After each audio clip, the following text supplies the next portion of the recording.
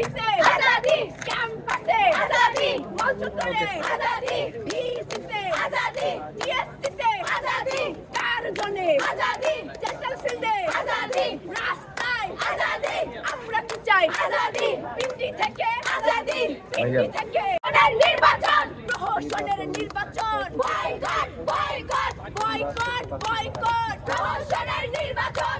আমার বিশ্ববিদ্যালয়ের শিক্ষার্থীরা এই রায় দিতে আমরা মনে করি এটা পুরোপুরি ফ্যাব্রিকেটেড একটা ডাক।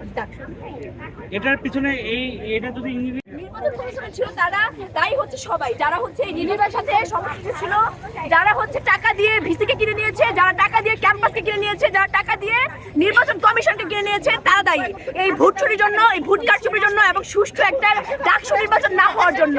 কারণ আমরা দেখেছি যে এখানে যারা হচ্ছে খুবই পটেনশিয়াল ক্যান্ডিডেট ছিল, বিভিন্ন হলে বিভিন্ন সেন্টারে বিভিন্ন পদে দাঁড়িয়েছে, তারা হচ্ছে খুবই মানে ন্যূনতম ভোট পেয়ে তারা হচ্ছে নির্বাচিত হয়েছে। মানে এটা একটা প্রহসনের রেজাল্ট ছিল।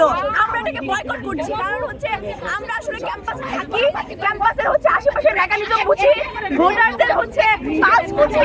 আমরা অ্যাক্টিভিজম করে মানুষ, আমরা 2000 সেই অনেক আগে থেকে ছাত্রলীগের সময় থেকে আমরা ক্যাম্পাসে অ্যাক্টিভিজম করি, আমরা রাজনীতি করি, আমরা পারপাস বুঝি। আমরা হচ্ছে এই কারণে এই যে আমাদের ঢাবি বিক্রি হয়ে গিয়েছে, ঢাবির দায়িত্বশীলেরা বিক্রি হয়ে গিয়েছে, আমাদের অভিভাবক বিক্রি হয়ে গিয়েছে, এই জন্য যে আমরা আসলে সুষ্ঠু একটা ঢাবি পাইনি। এত বছর পরে এই 24 আন্দোলনের পর সবার যে আকাঙ্ক্ষা ছিল, সবাই যে হচ্ছে একটা সুষ্ঠু একটা ডাকসু পাবে এবং তারা তাদের প্রতিনিধি নির্বাচিত করতে পারবে, তাদের যে পাইনি, এটার জন্য হচ্ছে আমাদের সেই অভিভাবকরাই দায়ী যারা বিক্রি হয়ে গেছে টাকার কাছে।